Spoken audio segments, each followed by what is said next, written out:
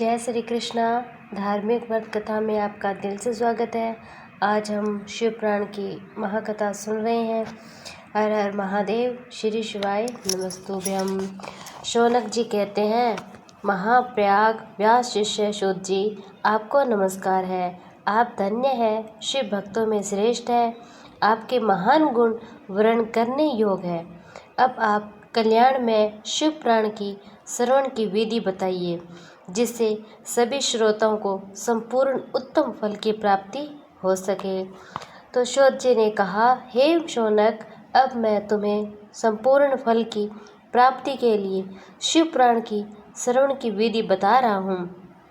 पहले किसी ज्योतिषी को बुलाकर दान मान से संतुष्ट करके अपने सहयोगी लोगों के साथ बैठकर बिना किसी विघ्न बाधा के कथा की समाप्ति होने के उद्देश्य से शुभ मुहूर्त का अनुसाधन कराएं।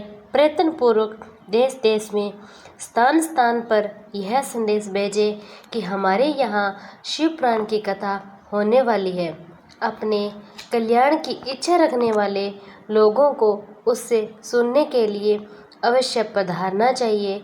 कुछ लोग भगवान के श्री हरि की कथा से बहुत दूर पड़ गए हैं।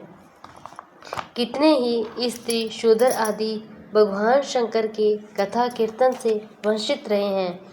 उन सबको भी सूचना हो जाए, ऐसा प्रबंध करना चाहिए कि देश देश में जो भगवान शिव के भक्त हो तथा शिव की कथा कीर्तन सुनने उन सबको आदरपूर्वक बुलवाना चाहिए। आए हुए लोगों को सब प्रकार से आदर सत्कार करना चाहिए। शिव मंदिर में, तीर्थ में, वन प्रांत में अथवा घर में शिव पुराण की कथा सुनने के लिए उत्तम स्थान का निर्माण करना चाहिए। केले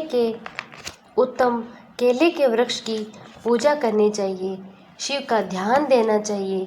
शिव की आराधना करनी चाहिए। ऊंचा कथा मंडप तैयार कराएं। उससे सब और फल पुष्प आदि से सुंदर करें। चारों ओर सजा ध्वजा लगाकर तरह तरह के सामान से सजाकर सुंदर शोभा संपन्न बना दे। भगवान शिव के प्रति सब प्रकार से उत्तम भक्ति करनी चाहिए। वही सब तरह से आनंद का विधान करने वाली है।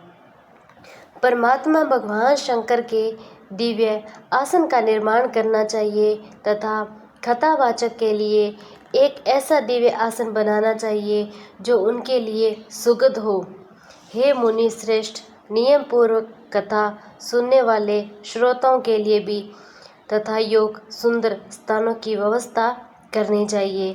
अन्य लोगों के लिए साधारण स्थान ही रखने चाहिए, जिसके मुख से निकली हुई वाणी देहधारियों के लिए कामधेनु के समान अभिष्ट फल देने वाली होती है। उस पुराण वेता विधान वक्ता के प्रति तुच्छ बुद्धि कभी नहीं रखनी चाहिए। संसार में जन्म तथा गुणों के कारण बहुत से गुरु होते हैं, परंतु उन सब में प्राणों का ज्ञाता विधान ही परम गुरु माना गया है। प्राण वेता पवित्र, दक्ष, शांत, ईशा पर विजय पाने वाला, साधु और दयालु होना चाहिए। ऐसा प्रवचन कुशल विधान इस पुण्यमय कथा को कहे। सूर्य उदय से आरंभ करके 3:30 पहर तक उत्तम बुद्धि वाले विधान पुरुष को शिव पुराण की कथा रीति से बांचनी चाहिए। 2 घड़ी तक कथा बंद रखनी चाहिए, जिससे कथा कीर्तन से अवकाश पाकर लोग मल मूत्र त्याग कर सके। कथा प्रारंभ से 1 दिन पहले व्रत ग्रहण करने के लिए वक्ताओं को शोर करा लेना चाहिए। जिन दिनों कथा हो रही हो उन दिनों प्रयत्न पूर्वक प्रातः काल का सारा नित्य कर्म कर लेना चाहिए। वक्ता के पास उसकी सहायता के लिए एक दूसरा वैसा ही विधान स्थापित करना चाहिए। वह भी सब प्रकार से संशय निवृत्त करने में समर्थ और लोगों को समझाने में कुशल हो। कथा में आने वाले विघ्नों की निवृत्ति के लिए गणेश जी का पूजन करना चाहिए। कथा के स्वामी भगवान शिव की तथा विशेष शिव पुराण की पुस्तक की भक्ति भाव से पूजा करें। उसके बाद उत्तम बुद्धि वाला श्रोता तन मन से शुद्ध एवं प्रसन्नचित हो आदरपूर्वक शिव पुराण की कथा सुने। जो वक्ता श्रोता अनेक प्रकार के कर्मों में भटक रहे हों, काम आदि 6 विकार से युक्त हो, स्त्री में आसक्ति रखते हो, पाखंड पूर्ण बातें करते हो, वे पुण्य के भागी नहीं होते हैं। जो लौकिक चिंता तथा धन ग्रह एवं पुत्र आदि की चिंताओं को छोड़कर कथा में मन लगाते हैं, उन शुद्ध बुद्धि पुरुषों को उत्तम फल की प्राप्ति होती है। जो श्रोता श्रद्धा और भक्ति से युक्त होते हैं, दूसरे कर्मों में मन नहीं लगाते हैं, मौन पवित्र एवं होते हैं, जो पुण्य के भागी होते हैं। तो शुद्ध जी बोले, सोनक, अब शिव पुराण सुनने का व्रत लेने वाले पुरुषों के लिए जो नियम है, उन्हें भक्ति पूर्वक तुम सुनना। नियम पूर्वक इस श्रेष्ठ कथा को सुनने के बिना विघ्न बाधा उत्तम फल की प्राप्ति होती है। जो लोग दीक्षा से रहित, उनका कथा में ध्यान अधिकार नहीं है। अतः मुनि श्रेष्ठ कथा सुनने की इच्छा वाले सब लोगों को पहले वक्ता से दीक्षा ग्रहण करनी चाहिए। जो लोग नियम से कथा सुने, उनको ब्रह्मचार्य से रहना, भूमि पर सोना, पतल में खाना, प्रतिदिन कथा समाप्त होने पर ही अन्न ग्रहण करना चाहिए। जिसमें शक्ति हो वह प्राण की साप्तिक उपवास करके शुद्धतापूर्वक भक्ति भाव से उत्तम शिव पुराण को सुने। इस कथा का फल लेने वाले पुरुष को प्रतिदिन एक ही बार भोजन ग्रहण करना चाहिए। जिस प्रकार से कथा श्रवण का नियम सुखपूर्वक सद कर सके, वैसे ही करना चाहिए। घृष्ट अन्न दाल जला अन्न सेम मसूर भाव दूषित बासी अन्न को खाकर कथावर्ती पुरुष कभी कथा को न सुने। जिसने कथा का व्रत ले रखा हो, वह पुरुष प्याज लहसुन हींग गाजर मादक वस्तु आदि ग्रहण न करें, वस्तुओं का त्याग कर देना चाहिए। कथा का व्रत लेने वाला पुरुष काम क्रोध आदि 6 विकारों से ब्राह्मणों की निंदाओं को तथा पतिव्रता और साधु संतों की निंदाओं को त्याग दे। कथावर्ती पुरुष प्रतिदिन सत्य सोच दया मौन श्रद्धा विनय तथा हार्दिक उदारता इन सद्गुणों का सदा ही अपनाए। श्रोता निष्काम हो या सकाम, वह नियम पूर्वक कथा सुने। सकाम पुरुष अपनी अभीष्ट कामनाओं को प्राप्त करता है और निष्काम पुरुष मोक्ष पा लेता है। दरिद्र का रोगी पापी भाग्यहीन तथा संतान रहित पुरुष भी इस उत्तम कथा को सुने। काक बाधा आदि जो 7 प्रकार की दुष्टता स्त्रियां वे तथा जिसका गर्भ गिर जाता हो, वह इन सभी को शिव पुराण की उत्तम कथा सुननी चाहिए। स्त्री हो या पुरुष, सबको यत्न पूर्वक विधि विधान से शिव पुराण की उत्तम कथा सुननी चाहिए। इस तरह शिव पुराण की कथा पाठ सुनने संबंधी योग सबकी समाप्ति होने पर श्रोताओं को भक्ति एवं प्रयत्न पूर्वक भगवान शिव की पूजा करानी चाहिए। विधि पूर्वक वक्ता भी पूजन करना आवश्यक है। पुस्तक को पढ़ने के लिए नवीन एवं सुंदर बस्ता बनाएं, उसे बांधने के लिए दृढ़ एवं दिव्य डोरी लगाएं, फिर उसका विधिवत पूजन करें। मुनि श्रेष्ठ इस प्रकार महान उत्सव के साथ पुस्तक और वक्ता की विधिवत पूजा करके वक्ता की सहायता के लिए स्थापित हुए। पंडित का भी उसी के अनुसार धन और आदि के द्वारा उसे कुछ ही कम सत्कार करें। वहाँ आए हुए ब्राह्मणों को अन्न दान आदि का दान करें। साथ ही गीत वाद नृत्य आदि के द्वारा महान उत्सव रचाए। मुने आदि श्रोता विरक्त होकर उसके लिए कथा समाप्ति के दिन विशेष रूप से उस गीता का पाठ करना चाहिए, जिसे श्री रामचंद्र जी के प्रति भगवान शिव ने कहा था। यदि श्रोता गृहस्थ हो तो उसे बुद्धिमान को उस सुनने कर्म की शांति के लिए शुद्ध होम करना चाहिए। हे मुनि श्रेष्ठ, रुद्र संहिता के प्रत्येक श्लोक द्वारा होम करना उचित अथवा गायत्री मंत्र से होम करना चाहिए, क्योंकि वास्तव में यह पुराण गायत्री में ही तो है। शिव पंचाक्षर मूल मंत्र से हवन करना उचित है। होम करने की शक्ति न हो तो विद्वान पुरुष यथाशक्ति हवनीय ब्राह्मणों को दान करें। दोष की शांति के लिए भक्ति पूर्वक शिव शस्त्र नाम का भी पाठ करना चाहिए। इससे सब कुछ सफल हो जाता है, इसमें कोई संशय नहीं है, क्योंकि तीनों लोकों में उससे बढ़कर कोई और वस्तु नहीं है। कथा श्रवण संबंधी व्रत की पूर्णता की सिद्ध के लिए 11 ब्राह्मणों मधु मिश्रित खीर भोजन कराएं, उन्हें दक्षिणा दे। मुने यदि शक्ति हो तो 3 तोलों सोनो और एक सुंदर सिंहासन बनवाए और उस पर उत्तम अक्षरों में लिखी अथवा लिखाई हुई शिवपुराण की पोथी विधि पूर्वक स्थापित करें। उसके बाद पुरुष उसकी आह्वान आदि विधि उपचारों से पूजा करके दक्षिणा चढ़ाएं।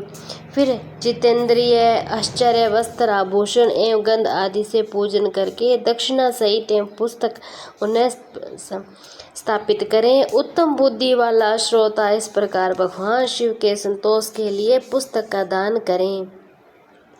शौनक, इस पुराण के उस दान के प्रभाव से भगवान शिव अनुग्रह पाकर पुरुष भव संबंध मुक्त हो जाता है और इस तरह विधि विधान पालन करने पर श्री संपन्न शिव पुराण संपूर्ण फल को देने वाला होता है, भोग और मोक्ष दाता होता है। हे मुनि श्रेष्ठ, शिव पुराण का वह सारा महत्व जो संपूर्ण अभिष्ट को देने वाला है, मैंने ये तुमसे कह सुनाया। अब और क्या सुनना चाहते हो? श्रीमान शिव पुराण समस्त पुराण के भाला तिलक माना गया है। यह भगवान शिव को अत्यंत प्रिय और रमणीय तथा भव रोग निवारण करने वाला भी है। जो सदा भगवान शिव का ध्यान करते हैं, जिसकी वाणी शिव के गुणों की स्तुति करती है, जिसके दोनों कान उसकी कथा सुनते हैं, जिस जीव जगत में उन्हीं का जन्म लेना सफल है, वे निश्चय ही संसार सागर से पार हो जाते हैं। भिन्न भिन्न प्रकार के समस्त गुण जिसके सच्चिदानंदमय स्वरूप का कभी स्पष्ट नहीं करते, जो अपनी महिमा से जगत के बाहर और भीतर भासमान है तथा जो मन के बाहर और भीतर वाणी एवं मनोवर्ती रूप में प्रकाशित होते हैं, उन आनंद घन रूप परम शिव में शरण लेनी चाहिए। शिव पुराण एक ऐसा है जिसे सुनकर पापी से पापी भी कर जाता है, जो आदि अनंत में मध्य में निहित मंगल में जिनकी समानता अथवा तुलना कहीं भी नहीं, जो आत्मा के स्वरूप को प्रकाशित करने वाले देवता परमात्मा, जिनके 5 मुख और जो खेल ही खेल में जगत की रचना पालन संसार अनुग्रह एवं 5 प्रबल कर्म करते रहते हैं, उन सर्व श्रेष्ठ अजर अमर ईश्वर अंबिकापति भगवान शंकर में मन ही मन चिंतन करता हूँ। व्यास जी कहते हैं, जो धर्म का महान क्षेत्र है, जहाँ गंगा यमुना का संगम है, उस परम पुण्य में प्रयाग में जो ब्रह्मा लोक का मार्ग सत्यव्रत में तत्पर रहने वाले महातेजस्वी महाभाग महात्मा मुनि एक विशाल ज्ञान यज्ञ आयोजन किया। उस ज्ञान यज्ञ का समाचार सुनकर पौराणिक शिरोमणि व्यास शिष्य महामुनि सूत जी वहाँ मुनियों का दर्शन करने के लिए आए हैं। सूत जी को आते देख वे सब मुनि उस समय हर्ष से खिल उठे और अंत प्रसन्नचित्त उन्होंने उनका विधिवत स्वागत सत्कार भी किया। उसके बाद उन प्रसन्न महात्माओं ने उनकी विधिवत स्तुति भी की। विनयपूर्वक हाथ जोड़कर उनसे इस प्रकार कहा, सर्वज्ञान विज्ञान होम हर्ष जी, आपका भाग्य का बड़ा भारी है। इसी से आपने व्यास जी के मुख से अपनी प्रसन्नता के लिए संपूर्ण पुराण विद्या प्राप्त की है, इसीलिए आप आश्चर्य स्वरूप कथाओं के भंडार भी हैं। ठीक उसी तरह जैसे रत्नाकार समुद्र बड़े सारभूत रत्नों का आगार तीनों लोकों में भूत, वर्तमान और भविष्य तथा और भी जो कोई वस्तु है वह आपसे अज्ञात नहीं है। आप हमारे सौभाग्य से इस यज्ञ का दर्शन करने के लिए यहाँ पधारे हैं। इस व्यास से हमारा कुछ कल्याण करने वाले, क्योंकि आपका आगमन ही निरर्थक नहीं होता। हमने पहले भी आपसे शुभाशुभ तत्व का पूरा वर्णन सुना है, किंतु उससे हमारी तृप्ति नहीं होती। हमें उनसे सुनने की इच्छा बारंबार इच्छा होती है। उत्तम बुद्धि वाले शोध जी, इस समय हमें एक ही बात सुननी चाहिए। यदि आपका अनुग्रह गोपनीय होने पर आप इस विषय का वर्णन करें तो घोर कलयुग आने पर मनुष्य पुण्य कर्म से दूर रहेंगे, दुराचार में फंस जाएंगे और सबके सब सत्य भाषण से मुँह फेर लेंगे, दूसरों की निंदा में तत्पर होंगे, प्राय धन को हड़प लेने की इच्छा भी करेंगे। उनका मन प्राय स्त्रियों में आसक्त होगा तथा वे दूसरे प्राणियों की हिंसा किया करेंगे। अपने शरीर को ही आत्मा समझेंगे, मूढ़, नास्तिक और पशु बुद्धि रखने वाले होंगे, माता पिता से द्वेष रखेंगे, ब्राह्मण लोभ रूपी ग्राहक ग्रास बन जाएंगे, वेद बेचकर जीविका चलाएंगे, धन का उपार्जन करने के लिए विद्या का अभ्यास भी करेंगे, मद से मोहित रहेंगे, अपनी जाति कर्म छोड़ देंगे, प्राय दूसरों को ठगेंगे, तीनों काल के संध्या उपासना से दूर रहेंगे, ब्रह्म ज्ञान से शून्य होंगे, समस्त क्षत्रिय सर्वधर्म त्याग करने वाले होंगे, कुसंगी, पापी और व्याभिचारी होंगे, उनमें शौर्य का अभाव होगा, वे कुछ शौर्य कर्म से जीविका चलाएंगे, शूद्र का बर्ताव करेंगे, उनका चित्त काम का बना रहेगा, वैश्य संस्कार भ्रष्ट, स्वधर्म त्यागी, कुमार्गी, प्राय तथा नाप तोल में अपनी कुशित परिचय देने वाले होंगे। इसी तरह शूद्र ब्राह्मण के आचार में तत्पर होंगे, उनकी आकृति उज्जवल होगी। यथार्थ वे अपना कर्म धर्म छोड़कर उज्जवल वेशभूषा से विभूषित हो व्यर्थ घूमेंगे, वे स्वभाव ही अपने धर्म का त्याग करने वाले होंगे, उनके विचार धर्म प्रतिकूल होंगे, वे कुटिल और हो जाएंगे, यदि धनी वे कुकर्म में लग जाएंगे, विद्वान हुए तो वाद विवाद करने लग जाएंगे, वे लोग अपने अधिकार की सीमा से बाहर जाकर अनुष्ठान करने वाले होंगे। कली युग के स्त्रियां प्राय सदाचार से भ्रष्ट और पति का अपमान करने वाली हो जाएगी, सास ससुर से द्रोह करेगी, किसी से भय नहीं मानेगी, मलिन भोजन करेगी, कुशित हाव भाव में तत्पर हो जाएगी, उनका शील स्वभाव बहुत बुरा होगा, वे अपने पति की सेवा से सदा ही विमुख रहेगी।